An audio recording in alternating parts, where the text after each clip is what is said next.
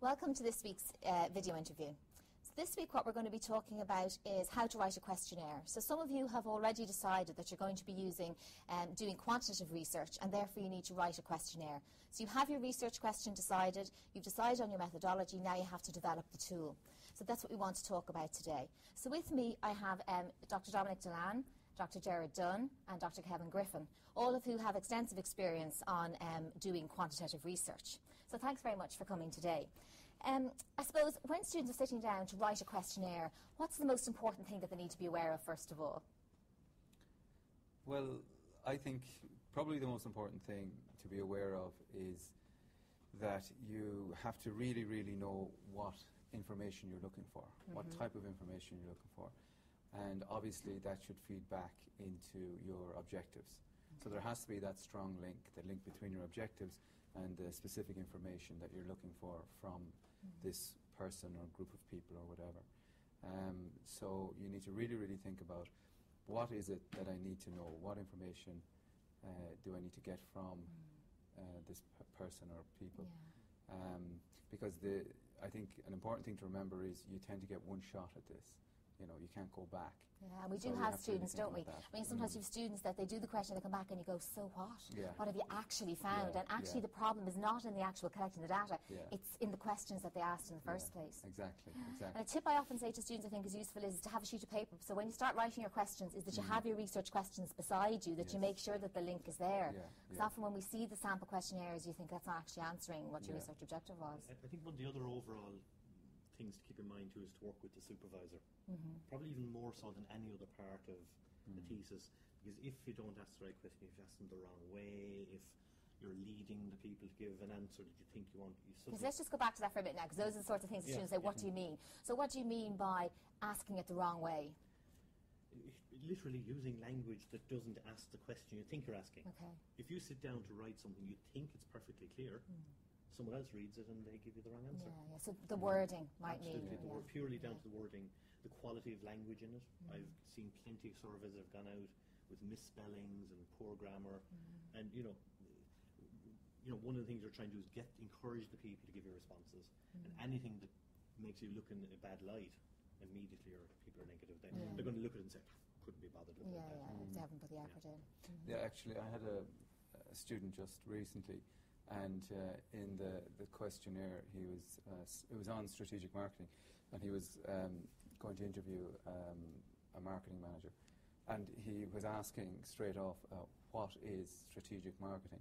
What is this? So it was almost like a quiz. Yeah. So straight away, a marketing manager would look at that, and obviously they should know the answers. But some of them might think, well, hold on, I'm being kind of, you're testing me here. So they might they'd move away from that, you know. And also personal information can be important, can't it? That you need to be very careful where you place the question if you're asking about salary or age or particular things that might be, you know. That's right. Yeah. Exactly. Like just going back to that one. I mean, and that's literally the wording.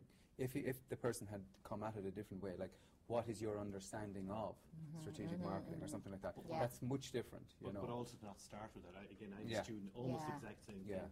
What is sustainability? Yeah. Exactly. Someone who sees that, they're not going to go any further. No.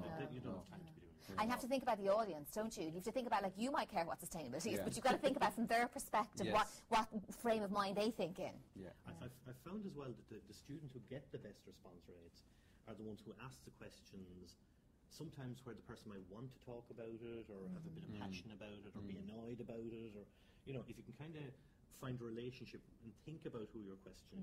You know, is the person going to want to tell me this? We had a student a few years ago on the Masters who had a fabulous thesis topic, but nobody in industry would talk to them about it. So, you know, you have to balance between some they're interested in and some they can talk about competently. I suppose one thing as well to try and keep it as short as possible. Okay. And not include questions that aren't really necessary. So that's my next question, is how many questions do you think that should have? Well, there is enough. No golden rule. Enough. Enough to find out what you want to find out. Yeah. So referring back to your research objectives. But even from the point of view of the person responding, you're much more likely to get a better response. But also, even from your own point of view, in terms of analysing it afterwards, if you have a lot of unnecessary questions in it, it's only adding time to you. So to try and keep it as short and as concise as possible. And question wording as well. I mean, there are often some very simple mistakes people make. like asking maybe 2 questions in one question. So whether you might ask somebody, well, did you enjoy the holiday and was it good value for money? And you often see those type of simple mistakes. So the person, you don't know whether the response referred to which part of the question. Question ordering as well, you need to be careful that you don't introduce a bias into it. But in terms of the number of... Just to go back now, wait for a minute now. Introduce a bias, just to explain what you mean for people who might be listening and think, I don't know what he means. Okay, well, a bias is where the way you ask the question will influence the outcome, or may influence the outcome. So if in the questioning wording there's any sense of suggesting what the answer might be, that will cause a bias. Like Dublin is an expensive city, isn't it? Yes, yeah. Exactly.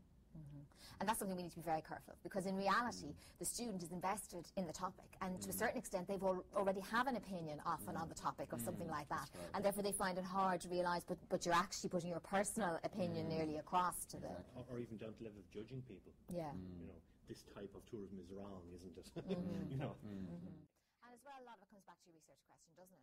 That we can think up lots of questions, but in reality, are they actually addressing the actual question we want to answer? Well, after every single question you put into your questionnaire, ask yourself, what's that answering here in terms of my research? And I think that's a very good exercise to do. If you have, 3 or 4 research questions, and then you literally write beside your questionnaire, question 1, what one does it hit? Exactly. And you check that every question, to get back to Dominic's point, that you don't have questions that are irrelevant. And then you need to kind of top and tail it. You're not going to jump straight into your question on, your opinion. So you might say, you might put something at the beginning about the person or who they are, or something at the end. And I think you need soft lead-in questions, because I think otherwise people will just say, I'm not going any further. I mean, we see it ourselves when questionnaires come in, that some entice you more down through the questions than others do. What about that open and closed questions? What's the diff? What is one preferable? Analysis, I suppose, but one of the things I'd say in terms of questionnaire design as well, people need to think about how they're going to analyse it to design the questionnaire. So if you're interested, one of your research objectives is to see if there's a difference between nationality or gender or whatever. I mean, you need to make sure you have the question in it and how you're going to actually analyse it. So you need to think a little bit about that. In terms of closed questions and open questions, I mean, to use statistical software, etc., you really need the closed questions. It's quite limited what you can do with open questions unless you're getting very similar responses from all the respondents. And then you can probably code that right based on maybe the 3 main Words, yeah. How do you encourage people to answer? In other words, how can you write your questionnaire to enhance your response rate, to try and get the best response rate you can? Is there... I think short and focused. Yeah, Short it's and a lot of what focused, we've talked about, and that you know why you're asking it. Yeah, and that they link to the research questions, because there's no point in the results either. And depends, like if you're going to talk to HR managers in event companies, you know that that's who you should be talking to and that it'll make sense to them. If you're talking to the general public, that the questions are attractive enough to get someone to stop for 2 minutes to talk to you. So I think it's, and a lot of it is, good sales pitch as well. Yeah. You can get, if put the yourself out research there. you're doing is of interest to people, That's right. Promise to give them the results. Promise them that you'll give them try and sell it in some way. Yeah, make it to their advantage. an executive summary of the results. They won't want the whole thing, but just an executive summary of the results. Say, there's no problem. I'll send that on to you. And that's a carrot. Yeah, an example I had recently, in recent years, of a student who was doing a community survey, but it was a topic that was of interest to the community, and she got a phenomenal response rate because she knew knocking on the door the people would like to see what the results were going to be. Yeah. As opposed to some then, and that's not always feasible.